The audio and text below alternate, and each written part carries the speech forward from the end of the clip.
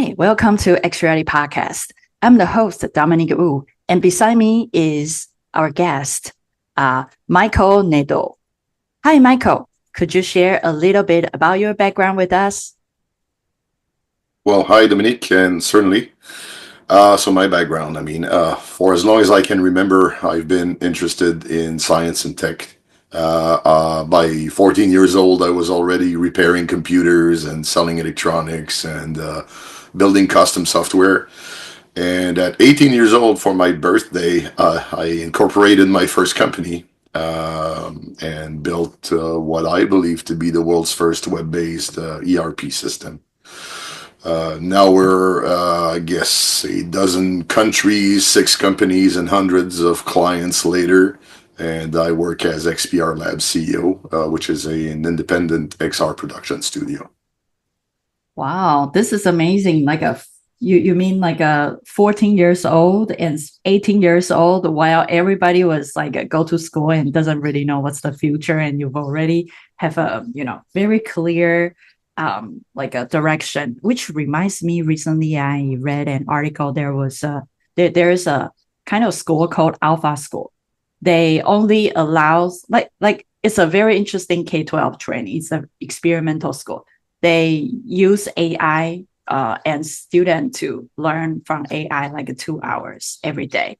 And the rest of time, the teacher take students to go on the street and find the problem and solve the problem and pitch to the potential investor and practice presentation. So I feel like, wow, you probably like have like a same like a thoughts. And I feel like those kids by those types of training, they will have entrepreneur mindset since they were young. So it just reminds me of that school. So yeah, so you must have like a very interesting like a family education kind of like a background. That's why you become you.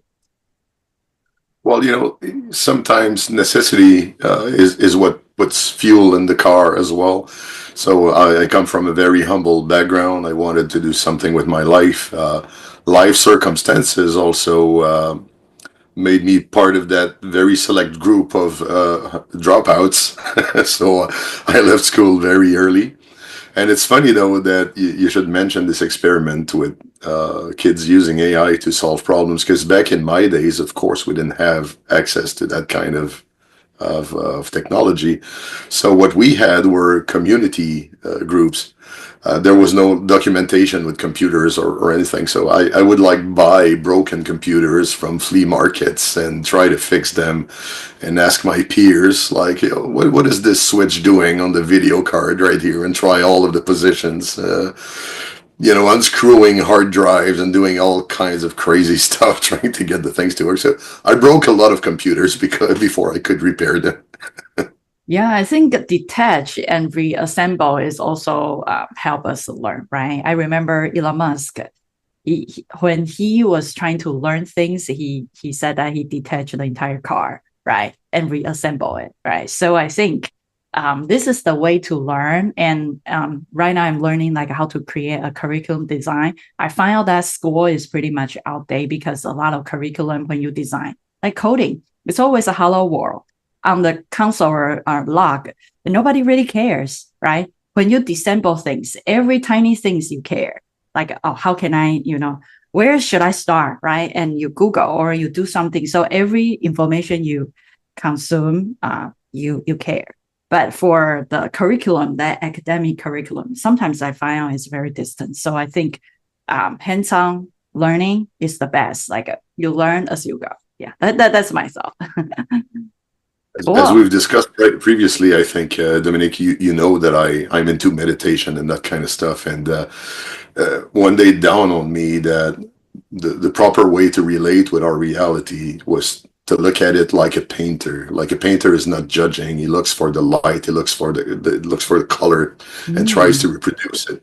But it also means maybe listening like a musician and smelling mm. like a chef and touching like the blind man. And so you can relate to all of your senses, or you do it very very carefully, very meaningfully, and you develop another kind of relationship with the world, a more wholesome relationship with the world. So that totally applies, I think, to taking things apart and trying to put them back together. If you're not paying attention, you'll be left with a bunch of pieces. And allegorically, maybe that's also how we tear this world to pieces sometimes. Yeah, I agree. I think sometimes we need to kind of become slower, right? Like slow down what we are doing, because sometimes we will get into a pattern that we need to deliver things fast. So we got in like a mousetrap, right? Like we could just keep running. So sometimes slow down or do something that break the pattern. For example, like later on I will go hiking. So it's like a totally different from the high tech, which is XR, right? So it's interesting. Like I remember some people ask me like, how do you get inspirations when you create? I say, go to the nature, go to like a beach or go to mountains. I live in Bay Area, so I can access both. So I think sometimes we have a lot of things in our mind. We want to be creative, we want to be fast, but I think if we slow down, if we kind of like ask us why we are doing all this, right? I mean, I really don't know. I feel like, yeah, why we are trying to chase a lot of like technology. And you see right now, everybody suffers and people start, missing the old time, right? Our parents, our grandparents, they can just sit there working on something, maybe no brainer right now, but long time ago, it's kind of like like a satisfaction and people meet each other instead of online. I think, yeah, I think sometimes we need to think of why we are doing all this. Are we become happier? Yeah, and I think it's a very interesting mind game to consider using AI and XR to slow down the world instead of accelerating it. 'Cause my whole life, the world only got faster and faster. Yes. And what if now I could have like a late night conversation with ChatGPT and lose myself in contemplation, thinking about the stars and the universe, and then maybe visualizing that in XR and taking my time traveling. And it can be used that way. And it's probably the better way for us humans to incorporate tech in our lives. But we have the quickness sickness, I guess. We're trying to do everything fast. And I remember visions of the future where, scientists would say there will come a time where people will only eat pills and robots will do everything and we will That's so just enjoy sad. a leisure. And what it became, in fact, is that now you're using your cell phone on the toilet. So it's Yeah. completely opposite to bringing more quality of life to people around the world. Yeah, I do think that yeah, like doing less or I remember I listened to one podcast that there was a guy, it's Taiwanese podcast. A guy, he was hitting his like a career summit. It's like everybody knew him. He was a celebrity. And later on he broke. He went broke suddenly, all of a sudden. And he felt depressed. And one day he went like just travel. He just want to do something, break the pattern. He traveled to Taipei. And then one like there was a kind of Taipei like a master Buddha told him that, hey, come to my temple and see, like just meet people and da da da da. And he just like, oh, I have no goal. I'm a failure. So he just followed that Buddha in Taipei. And he just said, hey, where's the food? Like ask everything. Like, where's the water? The water is cold. And the Buddha just say, go and cook it. Whatever you want, you need to do it, actually do it. So he even go out and chop the wood. By doing chopping, he feel meaningful.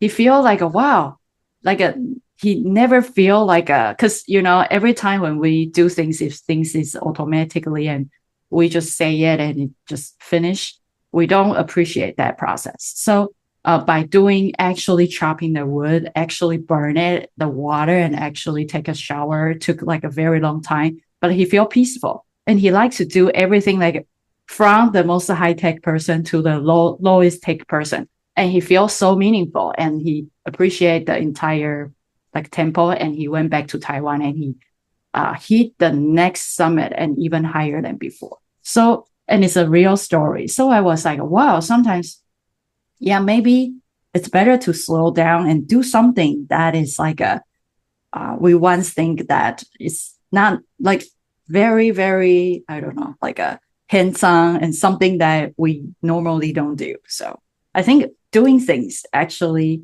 hands-on things is a good thing and make us more appreciate. Yeah. Yeah, and it's a question of balance as well. I think we live too much in our heads nowadays, so you need to use that body and use that heart as well once in a while. So it's good to go find your equilibrium, by taking a little break. And if you've never tried doing manual work when you work with your head, you'll see it feels like therapy. You come back a new person for sure. Yeah, yeah. So I mean, sometimes I feel like a little down because you see like all the news, all the stuff. Like I don't know. Like yesterday, I was so worried about rice because I was like, hey, Japanese rice is will get increased, and all the rice from Asian. I just like, oh, are we going to grow rice in America? It's not the place to grow rice, It's just I don't know. I was stuck in that news. So yeah, now I feel like yeah. I mean yeah, sometimes a lot of change we couldn't do anything, and we just have to, adapt, right?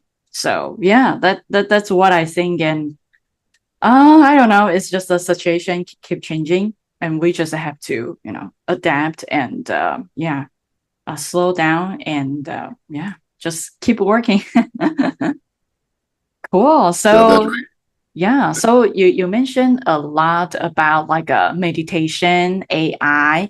What do you think of those like a AI involved in our life? And I saw your company is like a lot of like a worldview. What's in general you wanna share like your insights for the future? You mean about how AI will get interwoven into our life, or? Yeah, yeah, right. Hmm. Well, that's a very broad question. There are so many areas.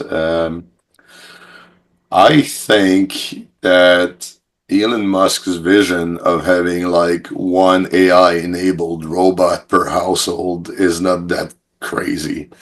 The more I think of it, the more I think it's a commodity like a car, and Mm, that uh, unfortunately, the argument there is still for acceleration, but it will help you, say, with the dishes, with the cooking, with um, raising your kids. I think education is a big thing, and with general maintenance, so that you can focus on what you like, on what you desire.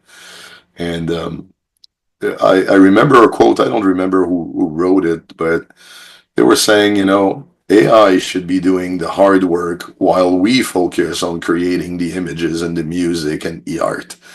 And I think, yeah, that makes a lot of sense. So to have a robot that does all the dirty work and an AI that answers all the difficult questions could make a big difference in our lives. But I also think, of the elderly and the loneliness, mm, or families that are specifically challenged and cannot take care of their kids properly.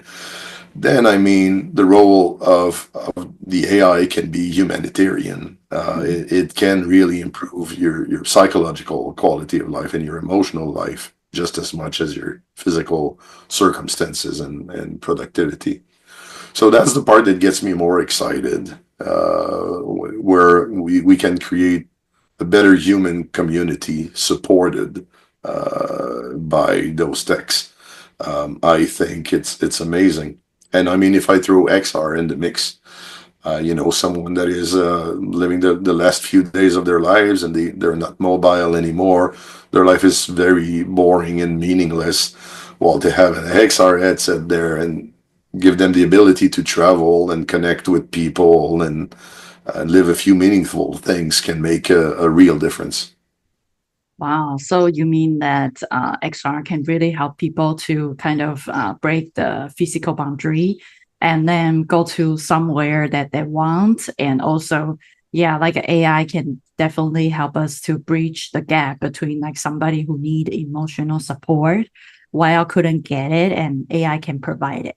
It reminds me recently I read a news that AI recently passed the test of turning points or turning something Yeah. called turning test, which Great means that, story.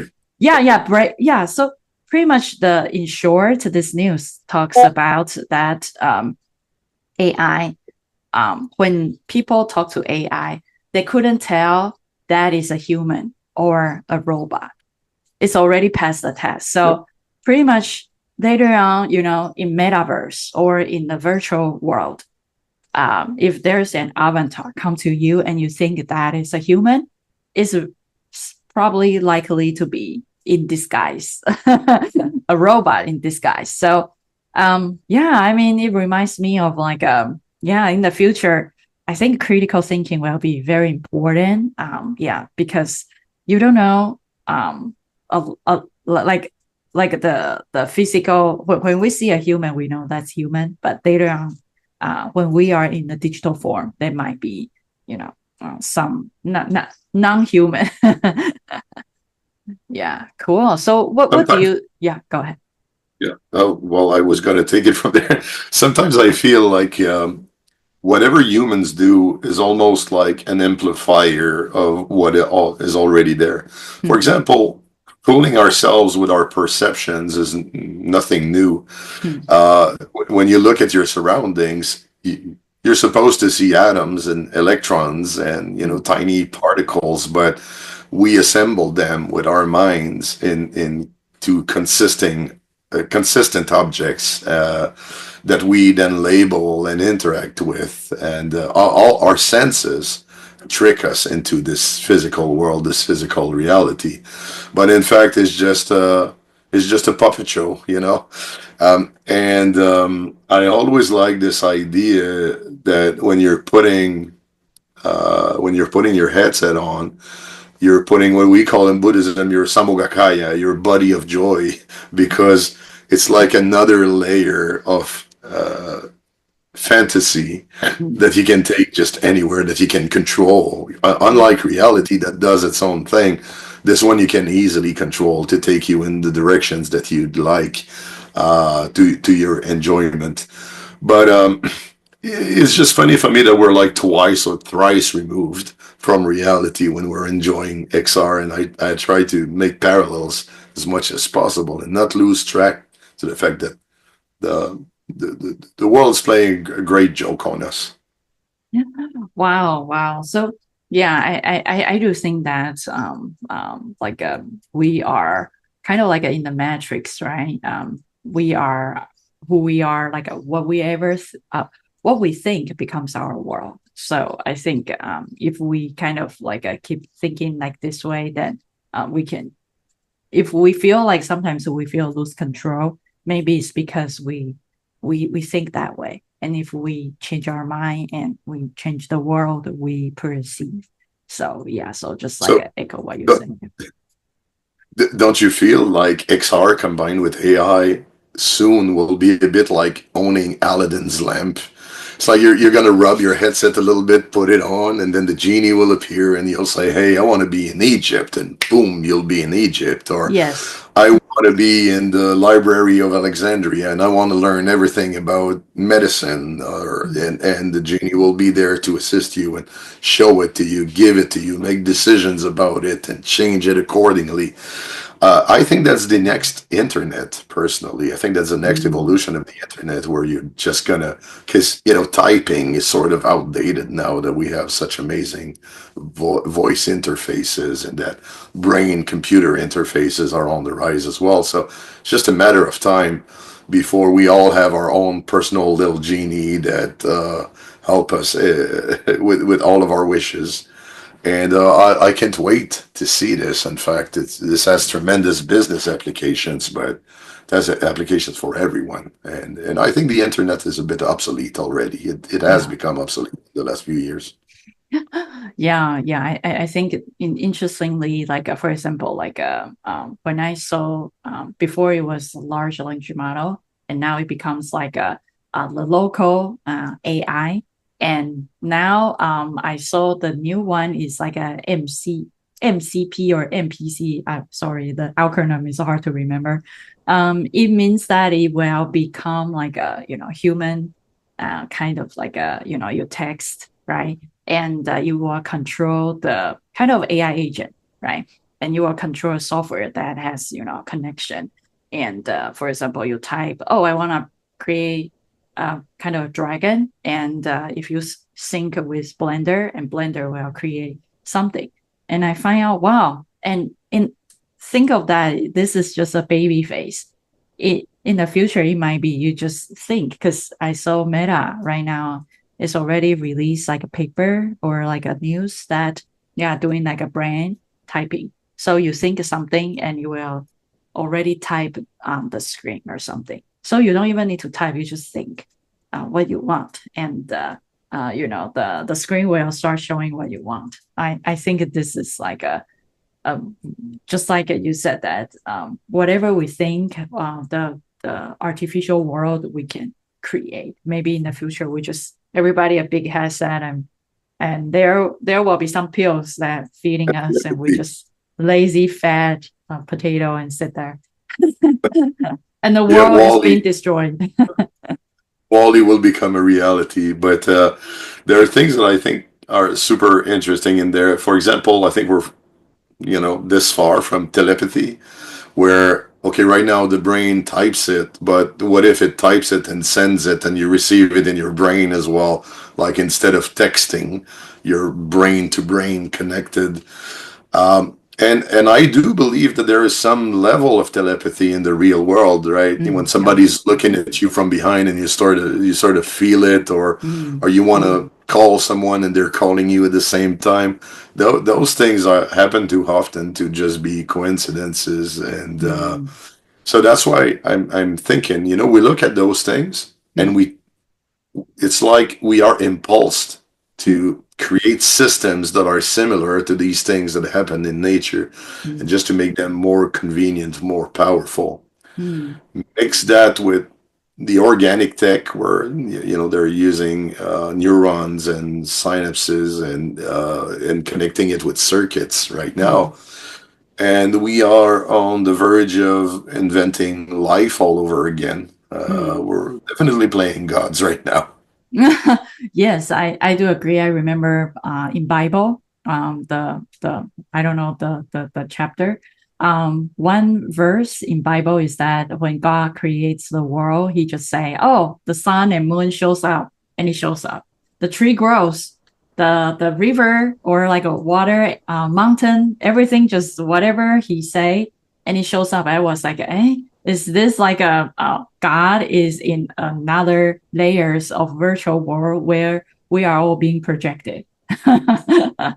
Yeah. And DNA Crazy. is the way that God, or if God is a game developer, right? If God is a game Right, is the developer, legal block. yeah, I don't know. Yeah, it's a fun, like yeah. So I think for you just mentioned telepathy, right? Like you think something and something will feel and know what's going on. And I think I read a poem super long time ago. It was from a super famous poet. I forgot the name. It says that the world is like a sweater, right? A clothes. We see something on the surface, but actually whatever on the back is how it connect together. So sometimes we feel like, oh, there's a fat, or oh, why things will go this way. We only see the surface, which is the surface of the clothes. But everything, all the entanglement is ugly side is on the back of the clothes. So I think maybe there's like invisible things happening that our eyes is not visible to the eyes, but it's there. So I mean, it's like very very very very crazy. So I think for the telepathy, I do think it exists. And if you see like the original theory of AR, right? Like a location base or whatever base. It's pretty much the world is kind of have a lot of data in the air and you couldn't see it. And you need to use your phone to catch those data. Yeah, same as radio, right? When you listen to radio, the signal is there. It's there, but you couldn't see it. But when you turn the tune is right, and you can hear it. So I think it's just the receptor. We need to kind of like, I feel like we are start kind of merging into something like a Cellcom being and start merging. And the Cellcom being, the AI is actually the collector of human big mind. It's like our history, the collective of humanity. Yeah, so that's AI. So you just happen to access to that big wisdom, and you just like we are just like a Cyberman, right? For in the past, for you just an individual person, and later on you become the entire humanity's brain is on top of your brain, and you can access like within no time. So you become super wisdom, and everybody becomes super smart. And yeah, that is a interesting cyber, like a sci-fi types of world. Yeah. Yeah, there's a theory that they call the Akashic field that talks about like the universe being full of invisible pockets that we sort of access with our mind's eye. And arguably we have crystalline structures inside our body, and we're made of water, so we're very sensitive to vibration. So who knows? I'm not a super esoteric person. I like it from the standpoint of sci-fi, for example, but undoubtedly there's something we do not yet understand about how we are wired as humans.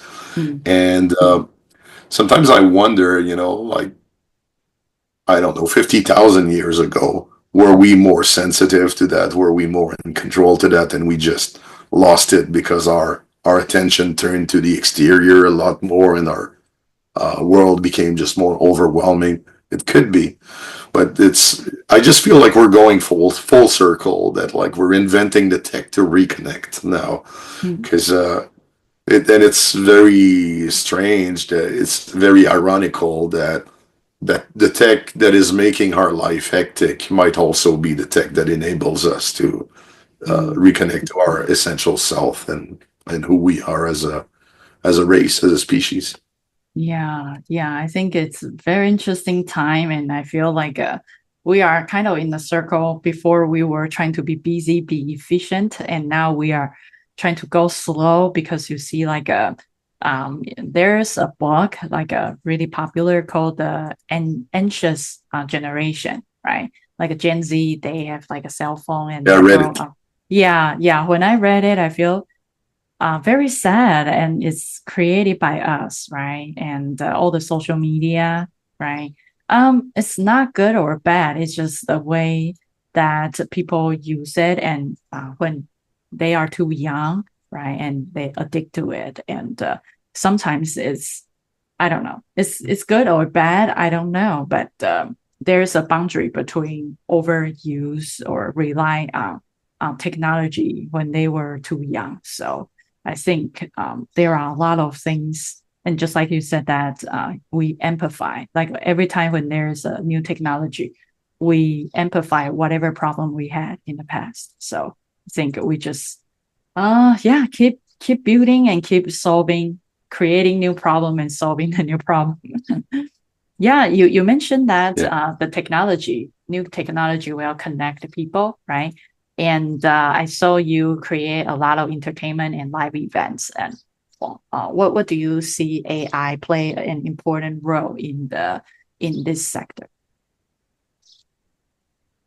Well, it's when entertainment is concerned, there are so many possibilities, but it all comes down probably to emotions.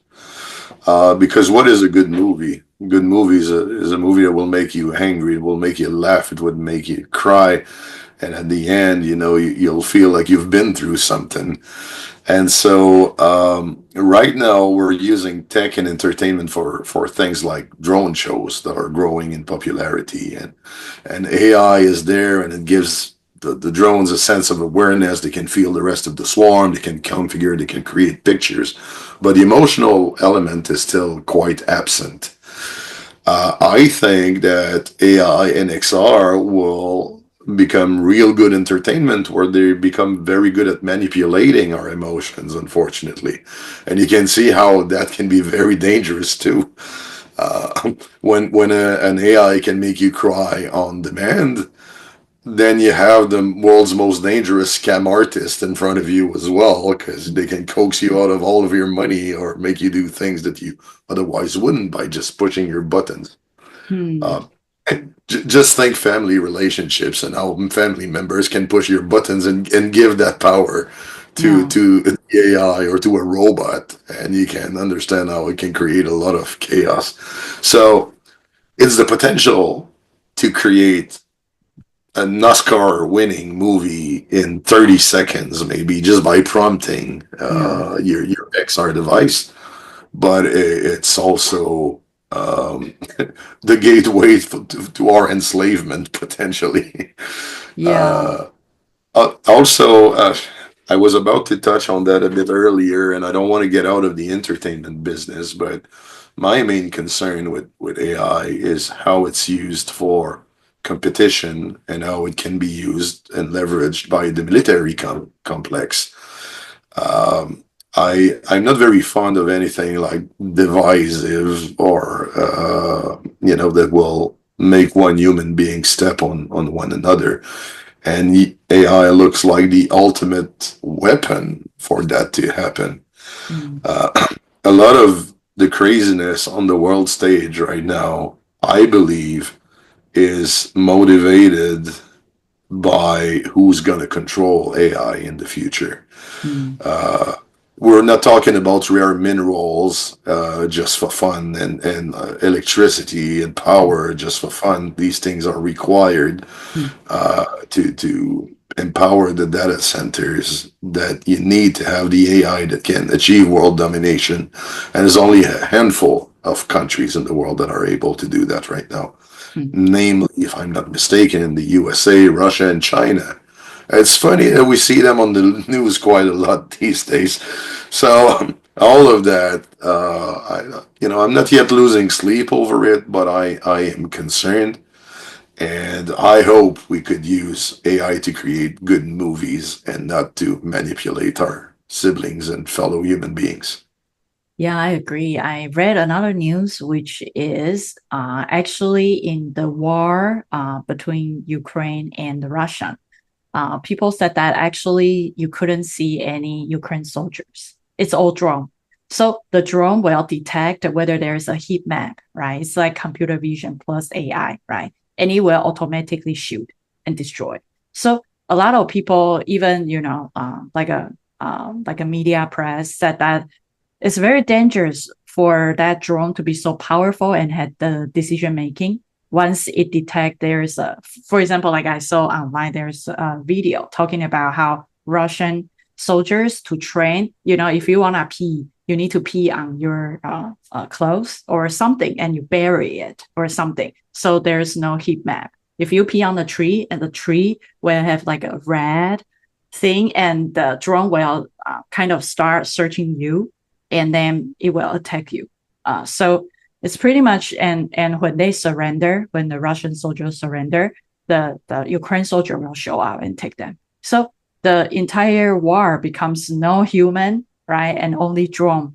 And I also saw another news, which is there was, I think it's in Middle East, there was a family. It's all women, children, and they took a car. They wanna escape. They did no harm, but a drone detect the car moving and just bump them. And people argued that they even took all the security camera. At the beginning, there was only women, kids, and if the war, the law of the war, or the regulation is that we couldn't shoot civil, like a normal people, not soldier. But you see, like the drone couldn't tell what's wrong, what's right. They just shoot, they just make it die, and nobody can blame anything, right? Because this drone is not even human powered. So I think what you say is right. If we put our technology to the war, and it will be destructive. Yeah. And This is probably what belongs on the news right now instead of all the bells and whistles that we hear about. Because the technology to build a Terminator is right here, right now, and I'm Yeah. pretty sure we're doing it, and I'm pretty sure it's on the battlefield, but you don't hear about that. So Mm. it's very risky business. I know it's where it says mix of excitement and fear. It's really like the world's ultimate weapon. You can use it for peace or you can use it for carnage. But unfortunately, I don't see the level of wisdom in our leaders that would be required to address the situation. I feel like the leader pretty much just do whatever the leader likes and not listen to anybody. And yeah, I think sometimes when the technology goes so good, and yeah, if people who make decision like careless or without empathy, then I think it will be very very destructive. It's just like and once you do that for example war, you couldn't undo, right? For example, if we do just like a movie or anything, we can undo it, but for war, if you drop a bomb, you couldn't come and see it won't go back. So I think AI is very very powerful, for example in education or like in like a human connection, helping human, and it's a tool. It's not good or bad. It's just how who use it and you what purpose, right? So yeah, so Yeah, that's why we refocused our company towards health and wellness, quite frankly, because you know, I would pitch investors when I was entirely focused on entertainment, and people would be like, "So, what problems are you solving?" And I would always scratch my head, and I'm like, "Man, it's not like we're curing cancer. We're entertaining people." So, I'm sorry, but my entertainment story is a bit boring. However, what we do right now with health and wellness, I feel like this is meaningful. This is something like that the world needs because you were saying it, we're losing our fitness right now. We're growing obese. We yeah. have those chronic illnesses that are on the rise. And scientists say that the new generation will die much younger than their parents. Why? Well, as you read in Anxious Generation, the rise of screens is one of the big culprit there. We're glued to the screens. Fast food, as opposed to slow food. Fast food is available everywhere, and it's bad for your health. Everything has salt and sugar added and chemicals, and so we just thought, okay, if we're going to trick ourselves with AI, because that's what we're doing on the global scale anyway, why not trick ourselves into something positive like fitness? Mm, So we decided to go and meet not only kids, but anybody that has an interest in XR tech and gaming, mm. and to meet them on the screens that they're literally glued to, strapped to their head. And we thought, let's trick them back into a healthier way of life. Mm. And we're amazed that it is working. I've been touched to see people that had lost their mobility, people that are recovering after chemotherapy, Mm. people that were overweight. So, people from all comings of life are now using our game Oh. uh, to change their lives, to take control of their experience on this earth. And that's been very humbling. And we're looking forward to do a lot more of that. Wow. Can you explain or give me or give our audience an example how like what types of games and what will why like people benefit from the game? Is that VR or mixed reality? And like give me the kind of like I don't know user scenarios who before somebody, for example, obese, and they don't use the product and feel like a intrinsic or extrinsic motivated by keep playing the game. So, the first step for us was to partner with someone that had already changed millions of Mm. lives, namely Billy Blanks. So Billy Blanks was and is still the inventor of Taibo.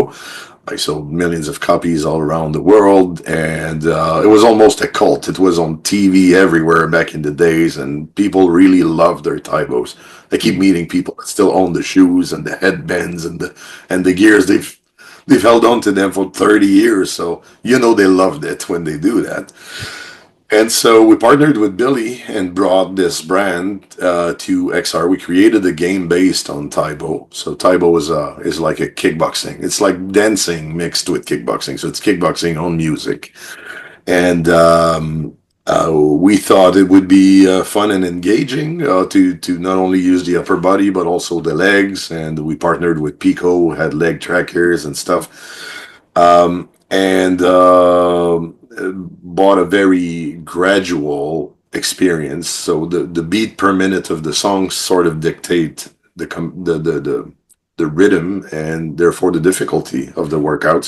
So it can start very slow at like one movement per second, which is not very fast, all the way up to 360 degrees action at 5 or 6 hits per second. So in that spectrum, you have challenges for everyone. And that's where, I'm sorry, No. that's where I think that even the elderly feel like they can start a journey. I've had someone that was morbidly obese, and they have essentially lost the use of their legs. They cannot walk for very, very long, just a few steps. Mm. And they were like, oh, okay, so if I turn the accessibility features on, maybe I could work with my upper body only and then lose the weight that I need to regain my mobility. And then I encountered people in wheelchairs as well, and they were like, well, we have no exercise equipment. Everything is bulky. I would need to get out of my chair to use it. Mm. So we don't work out, so our health gets worse and we Yeah, die right. young, right? Yeah. So I just thought that this gym in a box, this gym that fits in a drawer, you can put on anybody's head anywhere. Yeah, right. And since it's heavily gamified and fun, it takes the pain away of getting fit Mm. again. And therefore people just play and changes happen. Their confidence go up and their lifestyle transforms. I never thought I was building a product that was so universal, quite frankly. You know, we all do the same thing. We're business people. We look at the marketing. We're like, okay, who's using VR? So 18 to 35 years old. Okay, that's going to be my target market. 80% male. Okay, 80% male.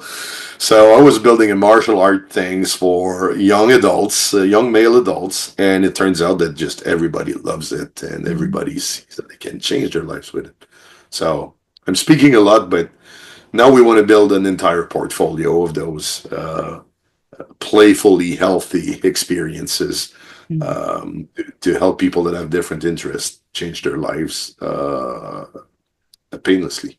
Mm. I think this is very meaningful, especially you are targeting like people without like the this disability, or like a people like not normal healthy people, but people sit on a wheelchair, or people laying With on the, limitations. yeah, Yeah. limitation. They have their limitation, but if you keep those people with limitations in mind, you end up create a game that's for everybody, because for accessibility there's like a temporal limitation and there's like a permanent limitation. But if you create for temporarily limitation, these types of people, because of the accessibility, I think it will be a universally adaptable. Because I remember before I was working on a project which I was helping, kind of like a um, kind of hospital, kids in hospital need to do chemotherapy,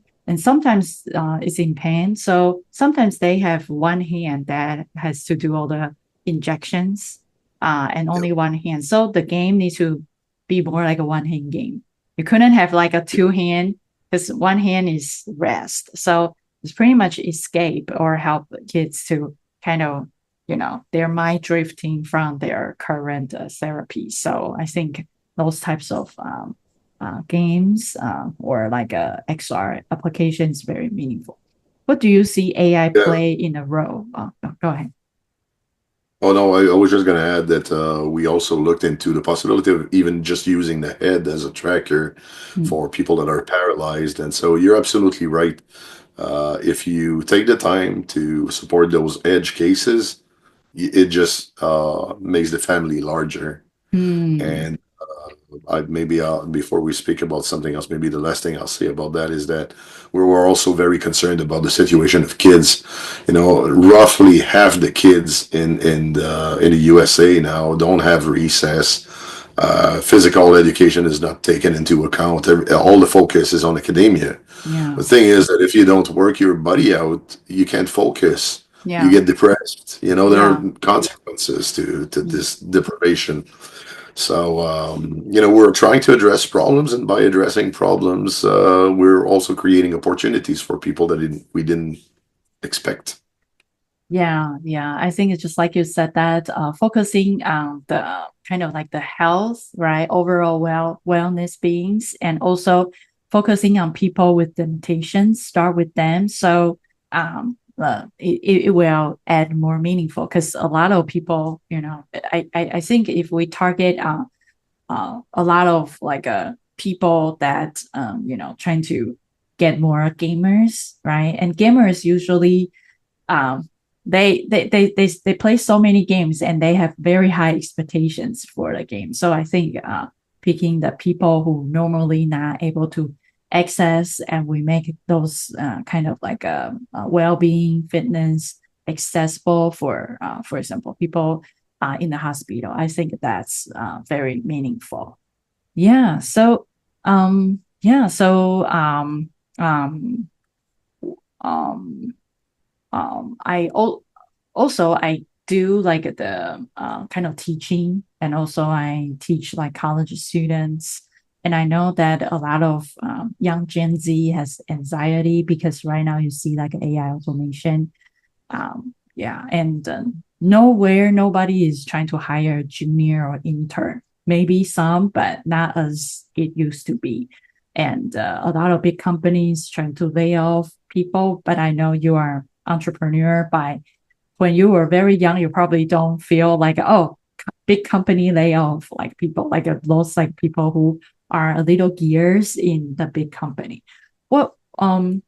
What's the advice you will have for those like anxious like a um, college student, for example, if they want to do something like you, right, building their own business, or like they want to get into XR entertainment, well-beings, those types of fields, what types of advice you will give to them? I mean, the enemy here is fear, and it's also the condition. When you're anxious, it means you're fearful. Yes. Uh, what are you fearful about? Are you fearful that you will fail? And if so, you should learn to fail. You should learn to fail often. You should learn to That's fail amazing. better. Because the way I feel is that someone that is anxious has very little square footage that they can enjoy. Yeah, They're right. putting psychological limitations around themselves of the things that they can and cannot do. Mm, And my experience and also my practice personally has always been to try and recognize my fears and my anxieties and meet them and study them and overcome them. And what you find is that every time you overcome a fear, you gain the square footage. You gain the square footage physically and mentally. And mm, the more square footage you are, the more peaceful you are, the more mm, at ease you are, the less threatened you are. So it's about going beyond your own boundaries, beyond your own borders, mm. and it's been a rewarding experience my entire life. I don't think I would have achieved anything if I had not failed so much. Failure needs to be normalized. In Mm, fact, the reason I have had 7 companies and I've worked all around the world is because, as it's been said before, I have failed more times than other people have tried, right? yeah. So, and the difference between failure and success is just getting back on your feet one more time than you Mm, fall. yeah. So you need to be there. You need to not think much of hardships and pain. Mm. If you do think much of it, then you had a layer of craziness and suffering on top of it. So don't. Yeah. Just experience pain for pain. Stand tall, let it pass, and then keep on walking towards your destination. So it's a broad answer, but it applies to job hunting. It applies to getting into the XR market. A lot of people are scared of AI right now, but that's because it's new and they don't know how to use it. So if you're scared of AI, become an orchestrator. Find out how it works, see how you can lead it, how you can leverage it, and then teach others. And there you have your job in the field of your choice. Uh, uh, yeah, honestly, life is just about putting one foot in front of the other and It's discovering like where a it takes you. baby walking, right? You step your feet first, and then oh, you it's fine, and another feet just follow, and you move forward. Especially in recent generations. I mean, our parents maybe could select a career and spend 50 years working at it. Yeah, my That's not mom is like a elementary school teacher. Yeah, and she was in one school and then for 20 years and she retired. I was like, how can I even do that? Yeah, how many careers have you had so far? Just out of curiosity. Yeah, yeah. Several, I'm guessing, right? And I'm the Yeah, same. yeah, yeah, So so trying to like nail it when you're young and get everything figured out is just completely unrealistic. You yeah, won't stop hanging on to that. yeah, And then be flexible, be ready to dance, the dance of life, and don't worry about the destination because the destination is the end of the traveling, is the death of the trip. So who cares about that? Enjoy the path, enjoy the dance, enjoy the steps, and the music will land soon enough.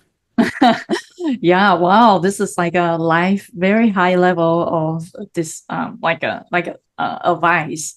And for me, I think you are right. Before I was so panic, and I was like, what should I do? And before I can tell you, before AI and after AI, like before AI, like before Sam Altman shows like a chat GPT, I feel like everything was under control, right?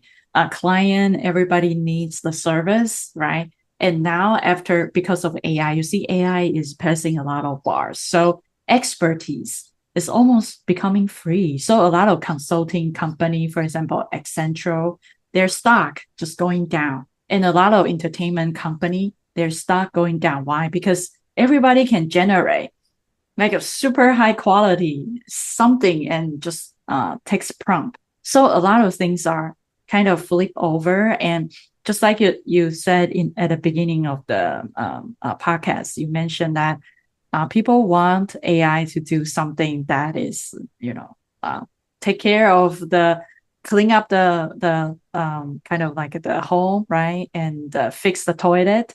But it's the opposite. Human is fixing the toilet because robot is not good enough to fix the toilet. And while, all the creative part, right? Yesterday, I just create like a couple of like 3D models using ChatGPT to create front, side, back, right? Like the kind of character design. And then I put into trellis, like a 3D prompt to 3D model.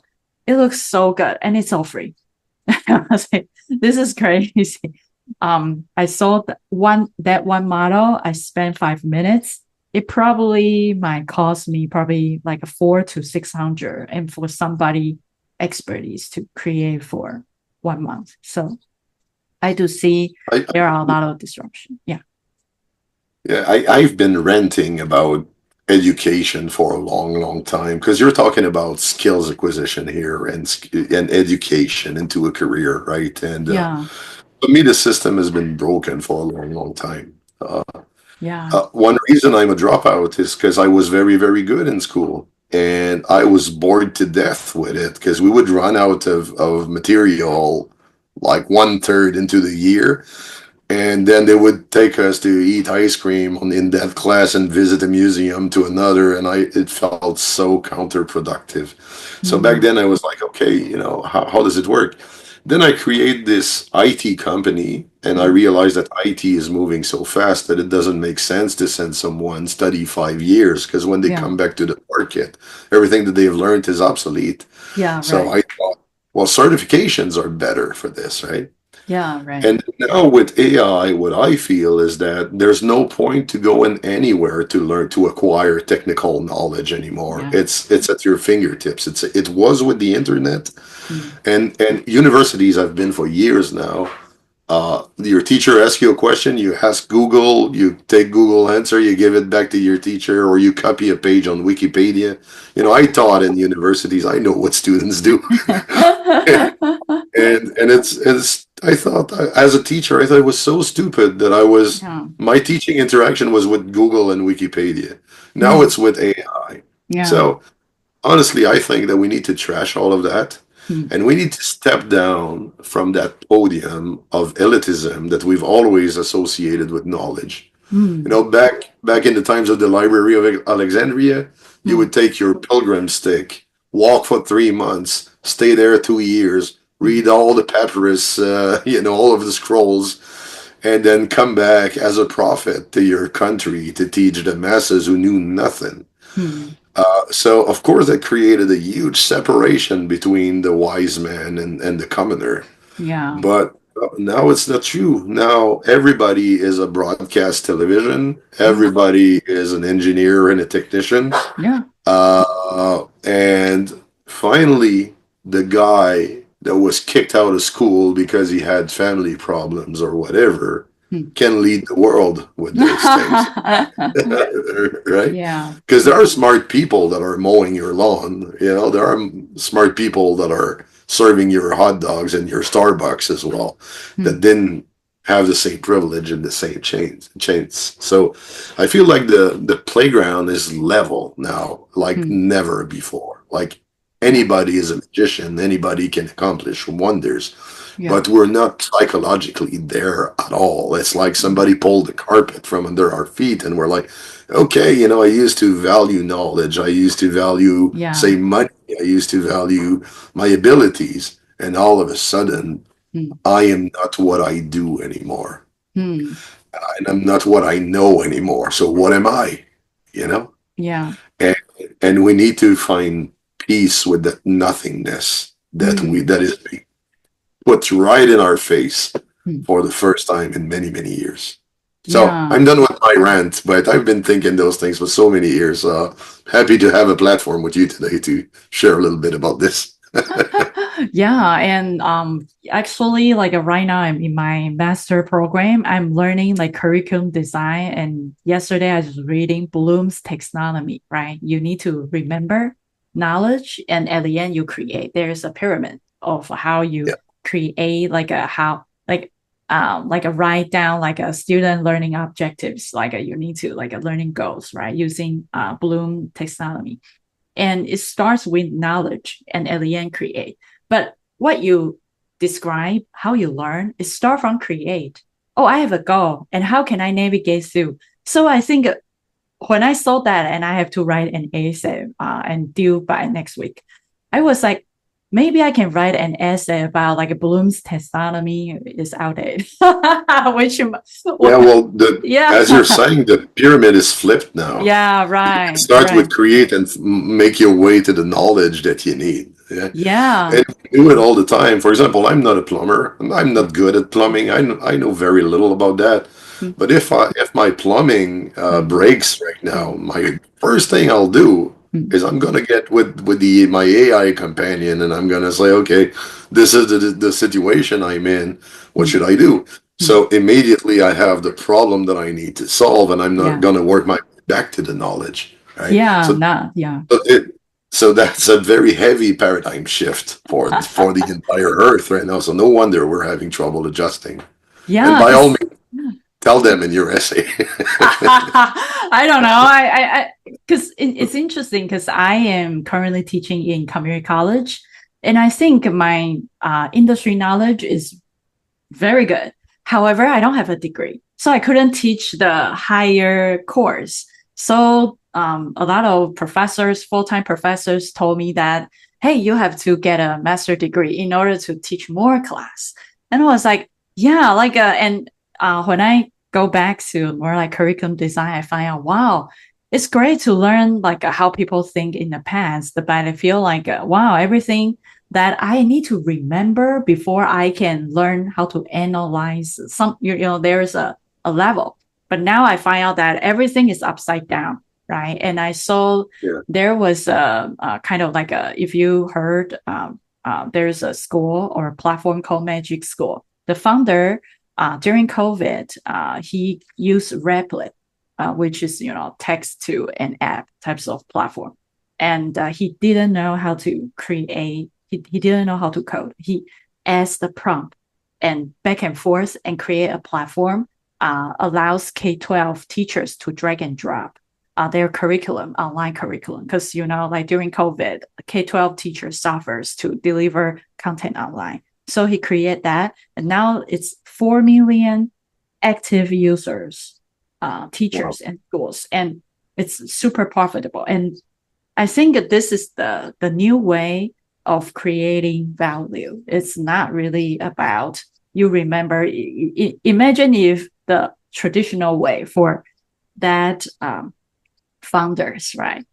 How can he do that? First, he needs to go to a school and learn 4 years of engineering or whatever web development and go out and, start with the intern. And after 50 years old, he can go out and, do all those stuff, follow like the traditional path. But I think, yeah, I mean, the world is changing and the education is pretty much, yeah, just like you said, very outdated.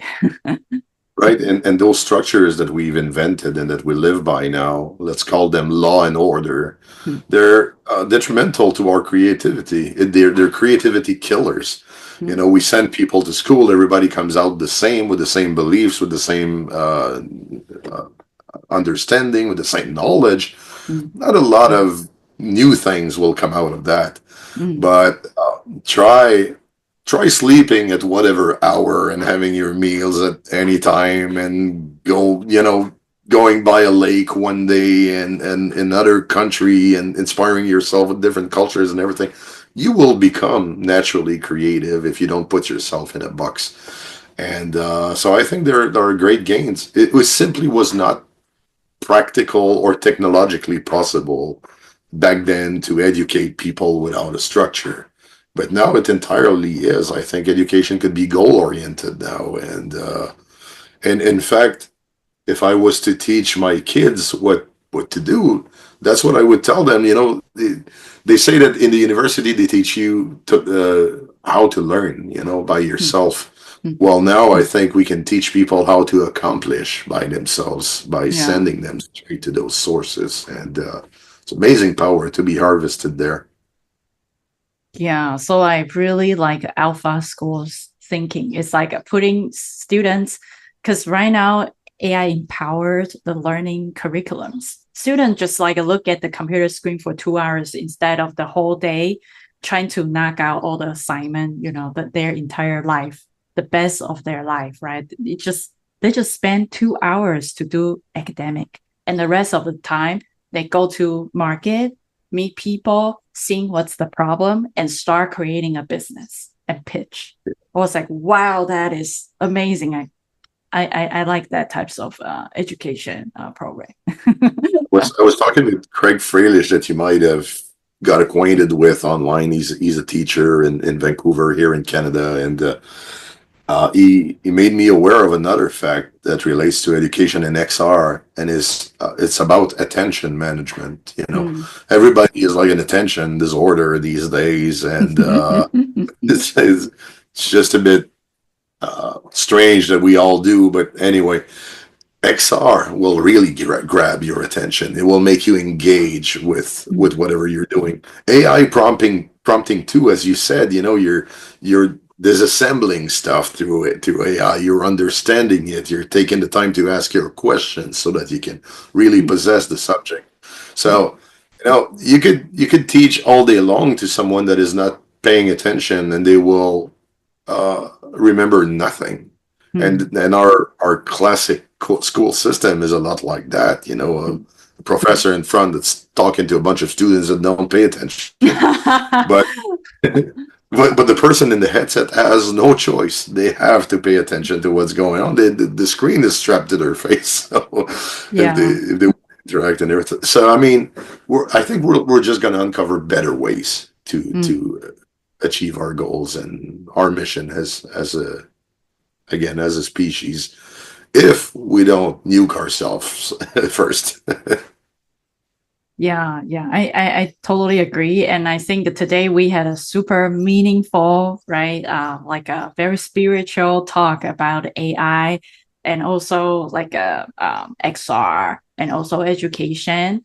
And what's the one thing that you'd like to share that we haven't touched on yet? BibleReboot.com. just go just go try it. Go exercise with your VR headset. We're gonna release it everywhere in the Americas by the end of May. I think 30th of May is our official launch date for the Americas. But right now we're available in Europe and Asia, and we're already outperforming 80% of the apps in the Pico store. So it's coming to Quest now, and we're very excited about this. So remember it, TibleReboot.com. Give it a try. Tell us what you think. We're very excited to bring that to you guys, and hopefully it will impact your life positively. But Dominic, I really enjoyed this talk as well. You're a very smart woman, very meaningful and thoughtful. And whenever we meet, I always enjoy our exchanges. Today's no exception. Thank you so much, Mickael. Yeah, so I will also put Mickael's LinkedIn URL and take Mickael. So if you want to learn more about the app and also want to connect it with Mickael, feel free to click the link and then connect it with Mickael and learn more about the app and well-being in XR and AI field. Okay, so that's it for this episode. Thank you for listening. We release episodes weekly. If you enjoy this conversation, check out our other episodes on Spotify, Apple Podcasts, or YouTube. Support us by giving us a follow and a 5-star rating or subscribe to our channel and give this video a like. Thank you, and I will see you next time.